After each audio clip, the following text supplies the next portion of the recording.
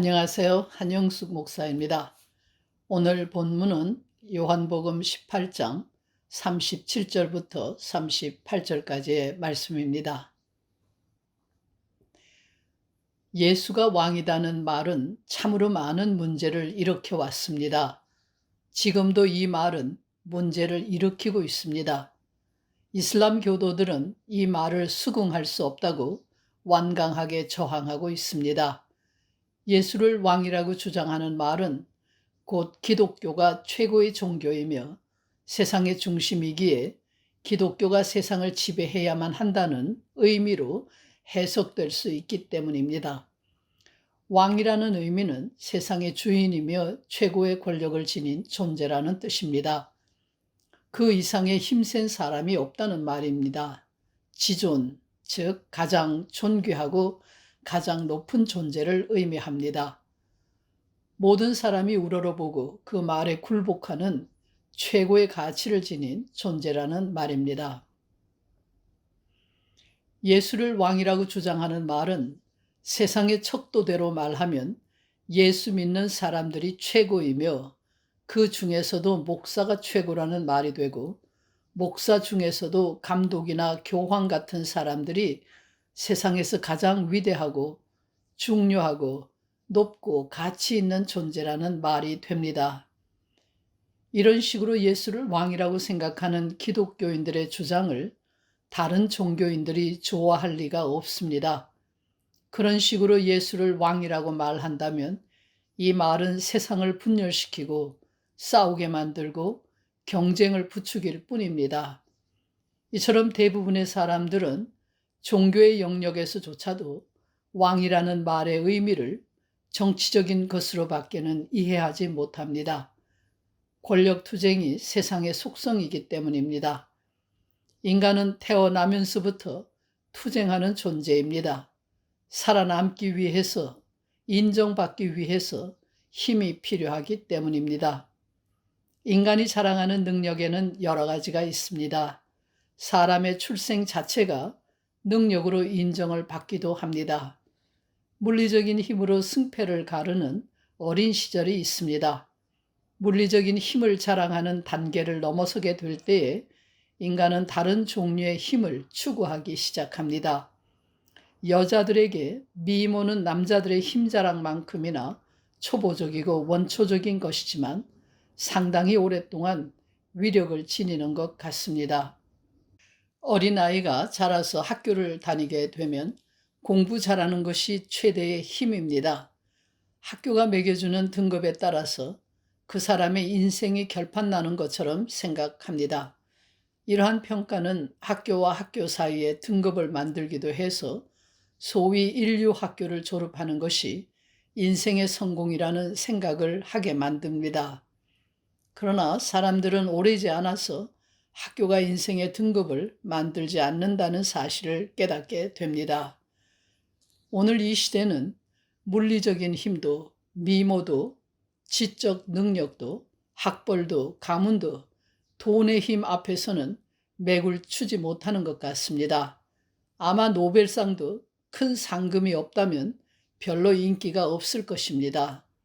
돈이 최고라는 이 시대가 오히려 많은 사람들을 더 편안하게 만들어주는 것 같습니다. 그러나 인간이 추구하고 자랑하는 그 어느 것도 완전한 것은 없습니다. 어떤 것도 영원하지 않습니다. 모두 다 잠시뿐이고 한계가 있습니다. 돈이 아무리 많아도 다른 결핍들을 채워주지 못합니다. 네가 왕이냐는 빌라도의 질문에 예수께서는 내가 왕이다. 그러나 내 나라는 이 세상에 속한 것이 아니다고 대답합니다. 예수께서는 진리에 대하여 증언하기 위하여 이 세상에 온 왕이라고 대답합니다. 예수께서 말씀하신 진리는 인간 세상의 진리, 즉 인간의 이성이나 경험으로 판단할 수 있는 이론적 체계가 아닙니다. 이 진리는 하나님을 의미합니다.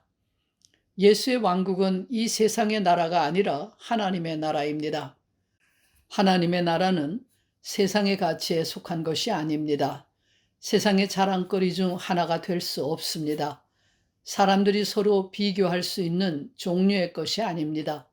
기독교, 불교, 힌두교, 이슬람교 중에서 어느 종교가 최고냐, 어느 종교가 국가를 통치하는 이념이 되어야 하느냐는 식으로 비교하고 경쟁할 수 있는 종류의 것이 아닙니다.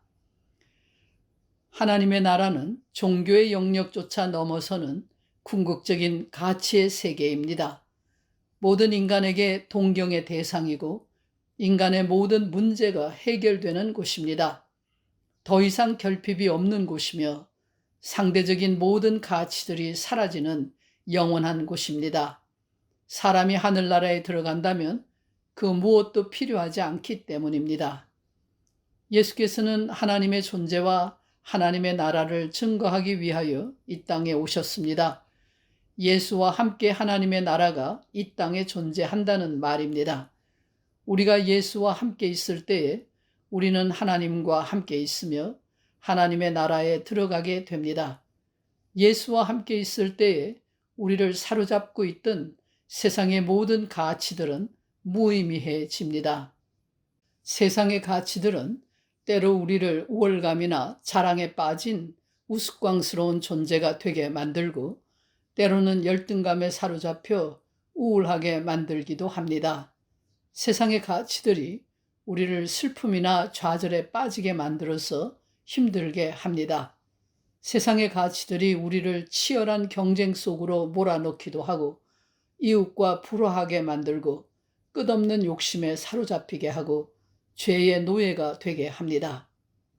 우리는 세상에 존재하는 그 무엇으로도 신기루처럼 우리를 현혹하고 괴롭히는 저 괴물 같은 가치들을 제어할 수가 없습니다.